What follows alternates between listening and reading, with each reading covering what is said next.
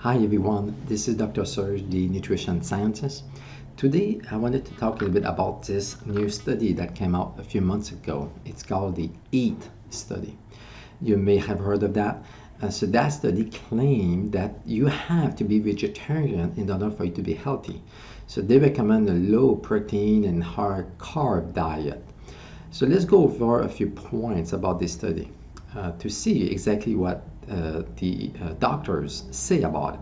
First of all, I wanted to point out this study was funded by 25 companies. As you look at these companies down at the bottom, you can see that these are the ones that have the monopoly of the food market. We can look at Nestle, for example, or Cargill, or Bayer, or Pepsi. These are the big names that we know are involved in the food processing industry. So right there, this is a red flag to me. So I don't really trust the fact that they paid for this study. Then I wanted to go over a few key data from this study.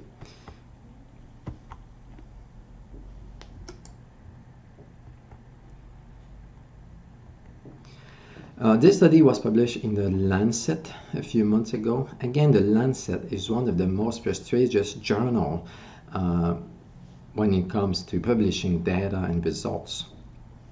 And these are the authors, as you can see, and then we can see the abstract over here. So we're going to go over a few points of this study. First of all, I wanted to break down the macros of this study.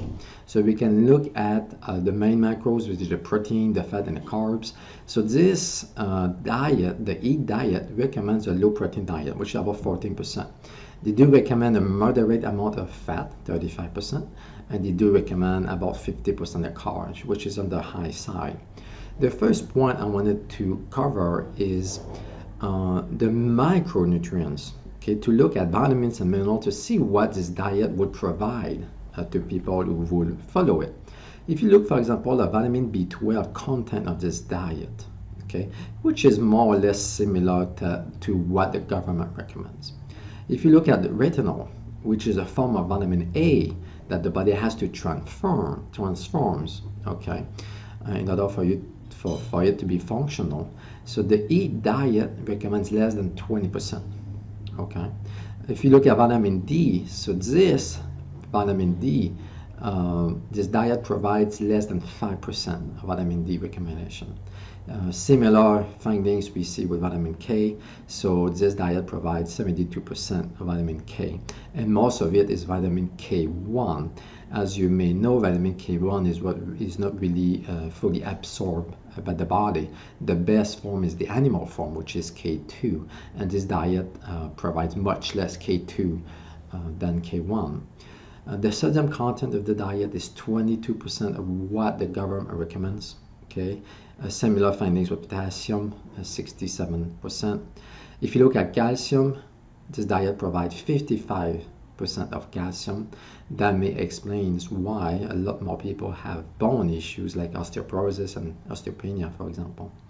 The iron content of this diet is about 88%, okay, which is not bad, but I wanted to point out that for vegetarian, the government recommends 1.8 times higher than this.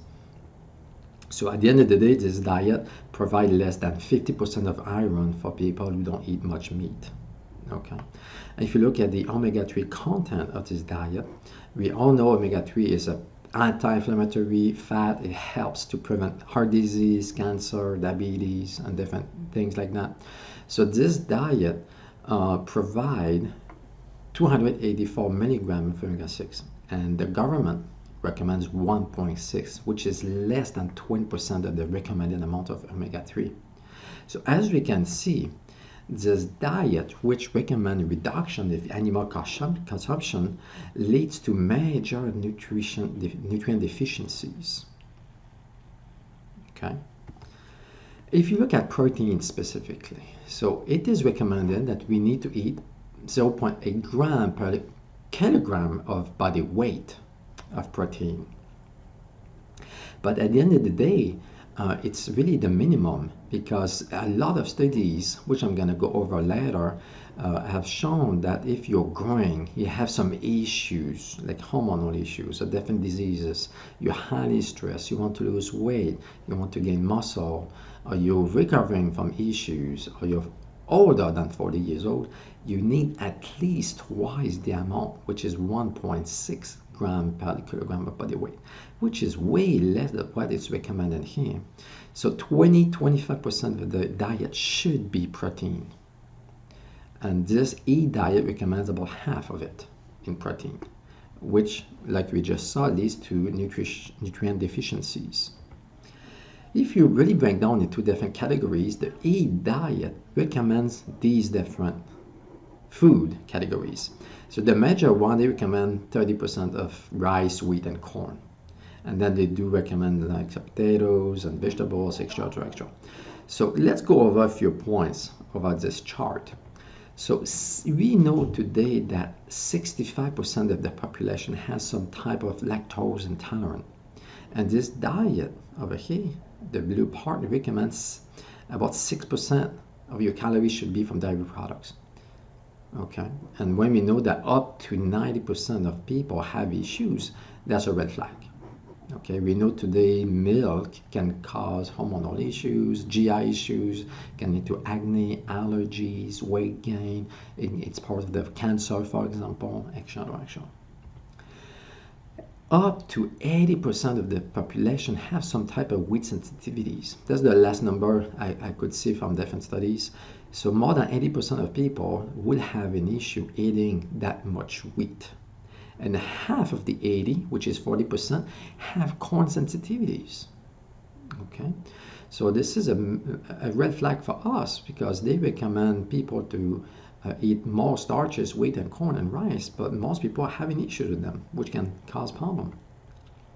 Based on the diet, it is okay to eat 8 tablespoons of sugar per day, but they say to not eat more than a quarter of eggs per day, which is nonsense at the end of the day. We know eggs is good and we know sugar is bad. And the major point I wanted to bring up is we know today that unsaturated fat, if you eat more than 7 to 8%, you have an increased risk of cancer, heart disease, obesity, diabetes, bone issues, etc. We know that unsaturated fat, which may contain trans fat, is responsible for those issues. So when they recommend 14%, which is twice of the amount of what studies have shown to cause problem, so this is a major issue when it comes to these recommendations. So if you follow this chart, I will expect people to have more issues over time, like more heart disease, more diabetes, more cancer, more weight problem. And this is exactly what we've seen the last 40, 50 years actually. This is what the government recommends actually. And we know that if you follow this, if you look at people around you, they are sick. Okay, half of people have cancer, half of people have heart disease. Okay, so this recommendation is nonsense and is responsible for the increase of health problems that the population suffer at this point.